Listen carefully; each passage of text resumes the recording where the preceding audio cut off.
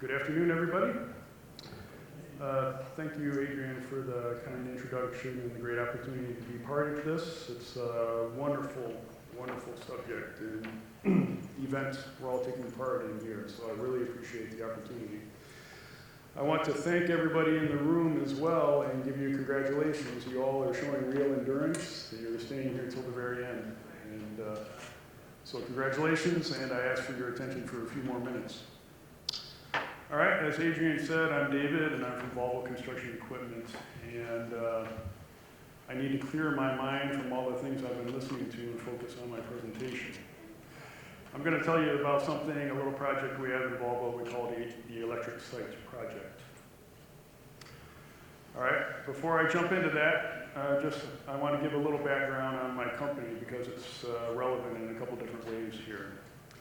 Volvo Group, Volvo AB, is a Swedish headquartered company, but we're one of the largest manufacturers in the world for transportation solutions. We build trucks, we build buses. Construction equipment is the area I come from, off-road equipment, marine and industrial engines. We have nearly 100,000 employees with factories in 18 countries around the world.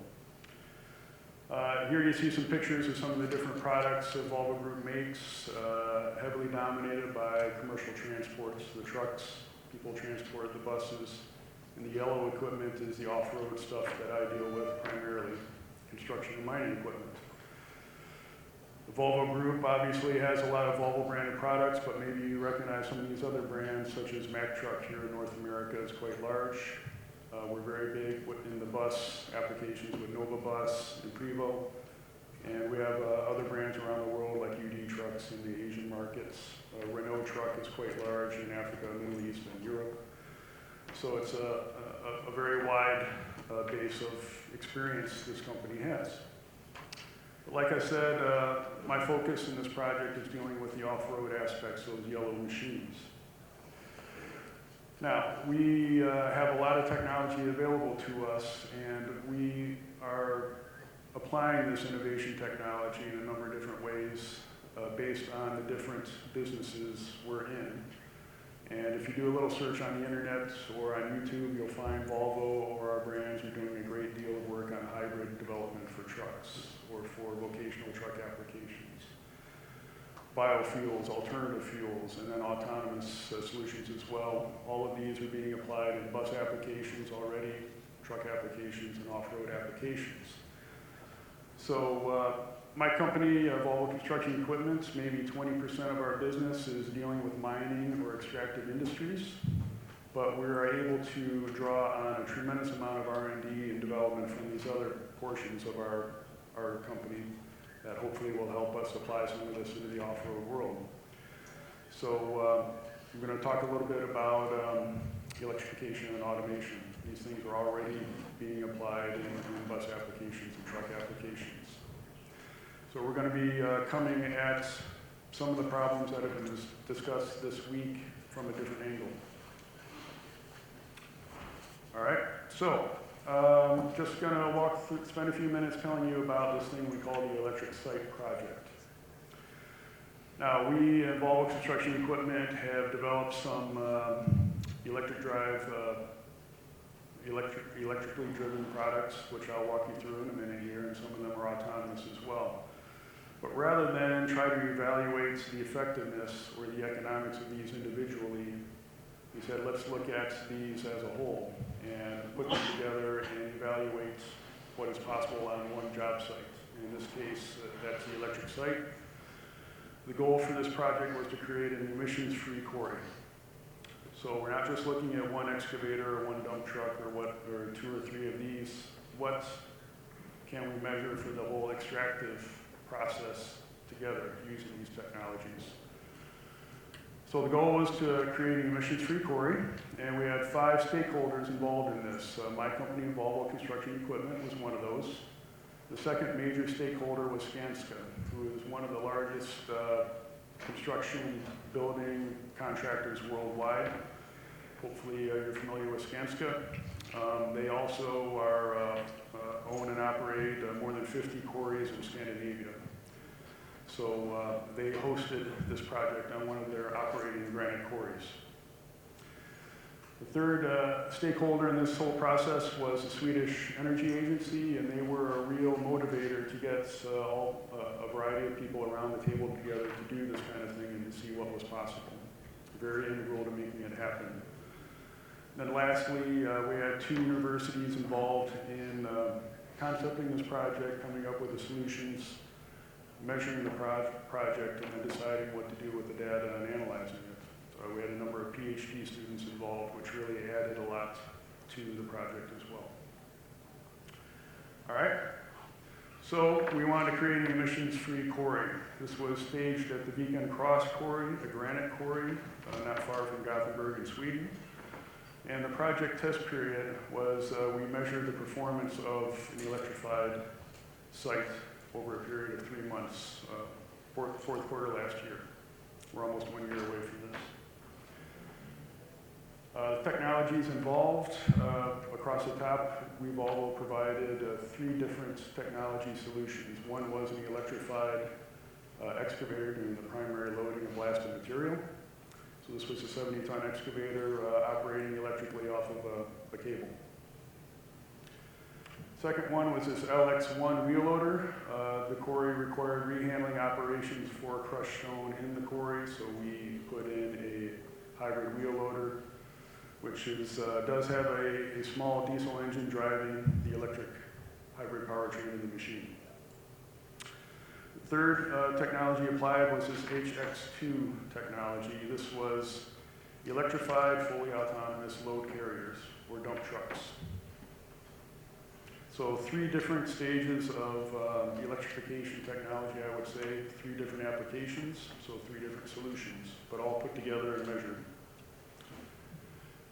The goal of this project at the beginning, we kind of had to grab at straws a little bit to decide what are we trying to achieve over this 3-month test period. But the goal was, let's see how much we can reduce the carbon emissions for this site. We said, can we drive it down 95% versus the baseline of a diesel-driven quarry?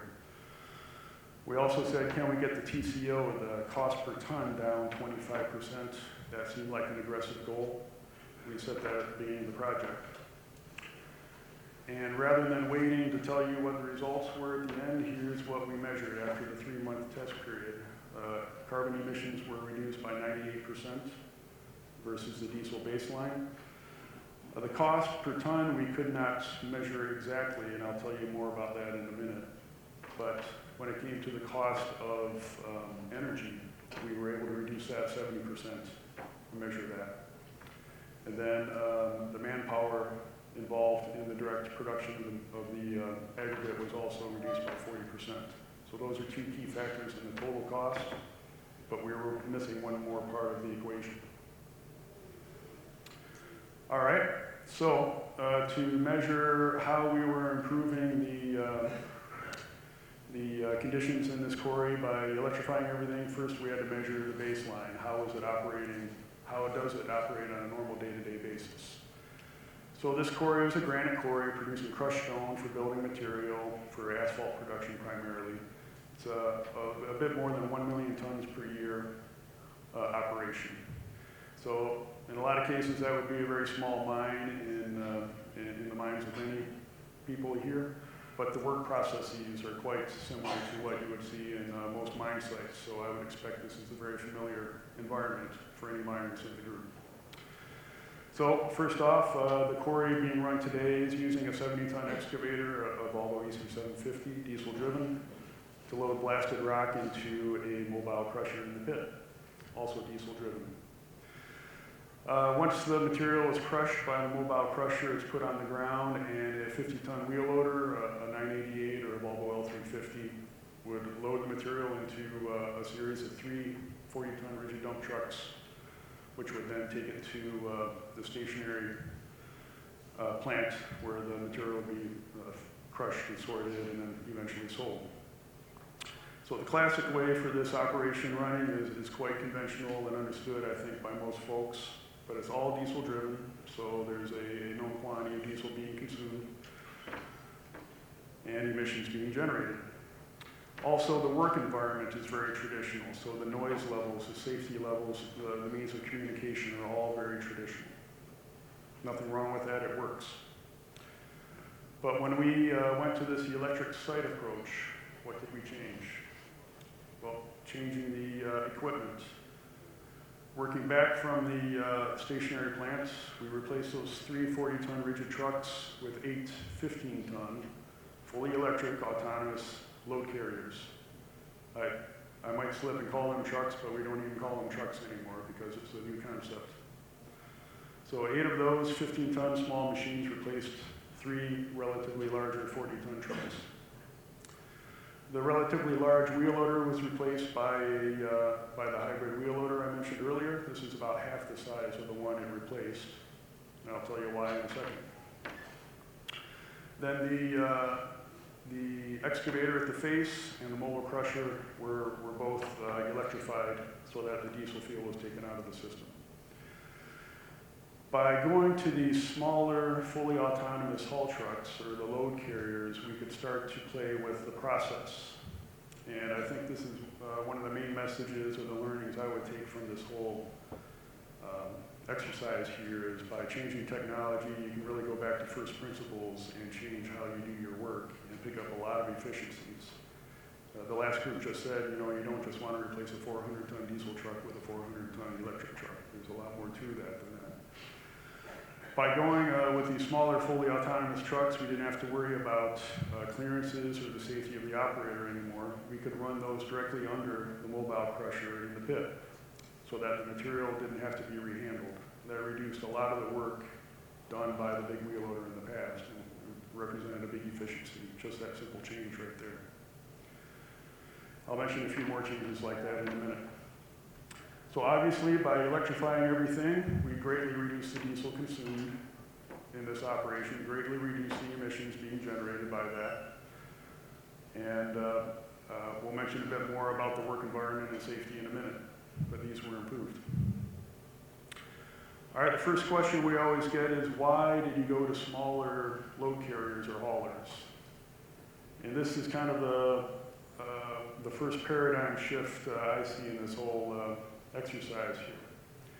So the operation had 3 40-ton rigid trucks, which are small trucks even in the quarry, but bigger than what we proposed to replace them with. Why not just replace those trucks with battery-driven or electrified trucks? Well, even for a 40-ton rigid truck, the battery requirement is quite large, and with the battery technology today, that would be a very expensive and heavy solution. So the heavier it gets, that means the less payload you're carrying, the less efficient it gets, the more expensive your solution is. Also, by going to big batteries, you need a very high charging power capacity, so the system to charge those batteries in a reasonable amount of time gets quite expensive as well, and that's another hit that should be part of the equation. So bottom line, just replacing 40-ton trucks with 40-ton electrics sounded too expensive. All right, so the next solution, why not just go to smaller electrified trucks? Okay, here we can use smaller batteries that are hopefully cheaper. They don't require such peak charging capacity. That also should be cheaper. But by going to more smaller trucks, we're increasing the manpower for the sites. And this is a no-no on any mine site if you can really, if you're trying to save money, you're not adding operators normally, right? That's a paradigm we've all lived with for decades. So that also was not a good cost solution.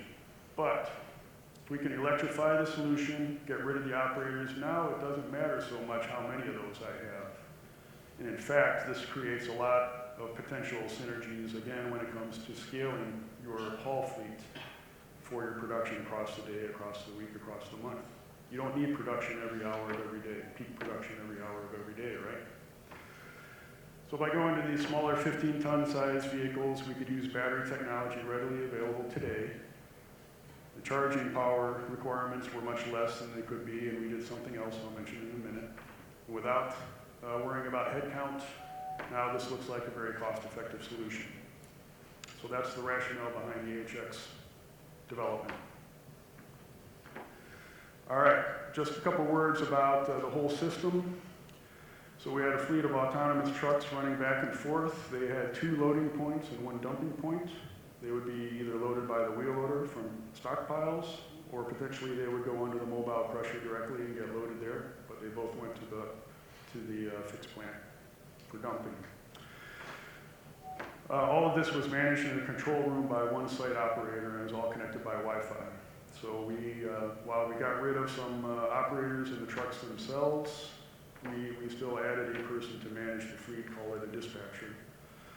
Not only that, but the excavator loader was becoming more of an integral part of the fleet's dispatch, that this person would decide, would feed into the system when does he need more carriers and how many and where.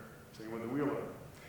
So the whole system became much more integrated real time with everybody talking and sharing the data. All right, I've mentioned a few of the innovations that we've developed or learned along the way here. The first one with this HXO2 solution, by going with a 15-ton small machine,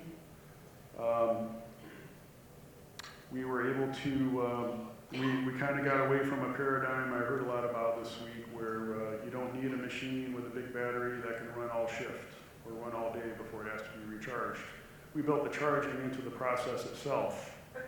So while these haul carriers were cycling, they would stop and get charged for about 90 seconds every cycle or every other cycle. That became part of the process. So we didn't have any huge peak requirement to charge them up at the end of the day, or we didn't need really heavy batteries to reach that far. So we went with a light solution and just charged it as we went along, and it worked. This also made it a whole lot easier for the load to the grid. We didn't need that high peak capacity to charge them. Again, by going to smaller trucks, we replaced, you could say, 3 40-ton trucks with 8 15-tonners, but we didn't need 8 15-tonners the whole day, every day. So now the fleet management system, we could decide I only need 6 right now. Maybe I need 8 a couple hours each day. So you could scale the production based on your needs, and that also was a way to lower the OpEx. By going with smaller batteries, we made a very lightweight, efficient design for these HXs. We used tires, we used axles from existing buses and so forth. They weren't quite off-the-shelf componentry, but they were much cheaper than developing something brand new out of the box, which also made it very light and hopefully cost-efficient. Last thing with these autonomous haulers was their electric drive 4x4, so you have the inherent performance benefits of the electric drive at 4x4, so in principle these machines have better gradability than the one-axle drive rigid truck. So this would open the door to redesign the quarry, go with steeper haul roads, shorter haul roads, more narrow haul roads, which could create a whole lot of synergies. I don't have a lot of time to talk about it, but the second shift of the operation, the mobile crusher would work, and traditionally they used the wheel loader to build stockpiles during that second shift so they could load them into the main crusher the following morning. In the first shift, we replaced that wheel loader job in the second shift with a mobile stacker, which was electric. That was another process improvement we made. And then last thing on the downsized hybrid wheel loader, it was much more energy efficient than the big diesel-driven wheel loader, but by making a few adjustments in the process, we proved that we didn't need such a big, expensive diesel-driven machine to get the work done. We could get it done with a smaller hybrid. All right, so at the end of the day, what did we result at the end of this project? So per day, in the classic way, this quarry was consuming almost 3,400 liters of diesel per day to do the work they needed. By going to the electric site approach, we still had diesel being consumed by that hybrid wheel loader, but it was a fraction of what was normally needed by the big wheel loader, let alone the whole site, only 64 liters a day. Energy on the electric side, however, classically, it was all diesel driven. They weren't consuming electricity. But to run all of this electric kit we put on site was consuming over 9,300 kilowatt hours of electricity. If we put this in a cost standpoint, this was a 70% reduction in energy costs. So classically, that amount of diesel was costing the customer about 33,000 Swedish kroners, that's SEK there. By going fully electric, we could reduce that down to 10,000 Swedish kroners per day, a huge advantage. Now, some folks here might say, well, this is kind of a unique case. Diesel is very expensive in Sweden, and Sweden's got a surplus of hydroelectric power. And in fact, this site was fully supplied by hydroelectric power. So we had a green source from the beginning that was economic. But you got to start somewhere. In the example here, we're trying to figure out what is possible. So you could say it's a best case scenario from an energy cost standpoint, but it's a very important place to start. All right, so by reducing the diesel consumption, you can imagine what the result was on the emissions. CO2 emissions was reduced 98% under these two scenarios. All right, what about the direct headcount involved in the Quarry application itself? So classically, the morning shift was the primary shift at this quarry. They needed 5 operators to run 5 machines. By going to the electric site approach, we could reduce that to 3 operators, as we kept 1 as a dispatch for the HX haulers. Afternoon shift was more of a skeleton crew where the main plant was shut down and they were just producing first crush material for the following day. Traditionally, the excavator would continue loading that material in the mobile crusher and the wheel loader would build stockpiles. By doing some very sensible process improvement, we could reduce that by 1 person using the electric stacker. So this is where we get the number that direct headcounts reduced 40% by going electric. All right, so at the beginning I said our goal was to see if we can get the TCO, the cost per ton, down by 25%. We have a good idea what the energy savings were, or what the direct manpower would be. We couldn't turn that into a total cost per ton because we can't quite say yet what's the cost of the equipment going to be, what's the cost of the charging infrastructure going to be, what's the complete cost for all the equipment side of it yet. So that's why we couldn't say what the total cost per ton will be yet, but based on what we know, we're confident that 25% reduction should be achievable. All right? So that's the hard numbers. We also had some soft learnings. Firstly, we were a bit surprised how enthusiastic the operators were on site with this approach. You've heard a lot about the vibration, the noise, and the heat reductions, and the exhaust reductions. The operators at the end of the day felt that they were just more relaxed and the work environment was improved for them. And they kept saying that it was a surprise. Also, we'll talk a little bit about this in a second, I think. The operators became much more stakeholders in the process. The guys driving the loaders were telling these load carriers where to go. So they now have a more value-added job and they felt more ownership. That was a good thing. Noise. Don't have time to talk much about safety here, but certainly as this becomes a managed system, the opportunities to manage the safety multiply. Basically, the old way of doing things, you relied on operators and the people involved to talk to each other and to find a way to get stuff done in a safe way. That works, but now we're talking about more of a managed environment and the potential for safety grows accordingly. Another really cool learning here was the partnership we had, especially with Skanska. We're both Scandinavian companies. We had a lot of shared values as corporations and as people. So we knew going in, this should be a good collaboration, but we were still amazed at the end of the day at how strong the partnership was by working with each other, sharing our experiences, and confronting challenges together instead of kind of on separate ends of the table. That was a very strong learning we had. Challenges, however, because it's a fully managed system now, you really have to know what you're going to do, when you're going to do it, and how you're going to do it, so you have to plan. And I think in a lot of world-class mines today, planning is not a question, but not every quarry in the world can afford to plan their business the way a big mine can. Obviously, the system gets a lot more complex. That could be a potential, but it's also a challenge. And I think we've heard enough about battery technology today. You see this is a challenge, but something that's rapidly evolving. Something that's a potential and a challenge, certainly, is the connectivity. This whole system doesn't work if it's not connected, if the data is not accurate, if it's not running properly and everybody's informed. It's a potential, but it's also a risk. If your communication system ain't running right, the whole system has a problem. Servicing, we talked about this in some of the other groups earlier. This is going to require a whole different skill set to maintain and support machines of this nature, but I think it's a learning curve we can all get up. And then communication again. Not only does the system have to be communicating, but all the parties involved, we really learn, have to stay in touch with each other and not go in different directions. So that's a good and a bad. All right, I think I have a little video here to wrap it up.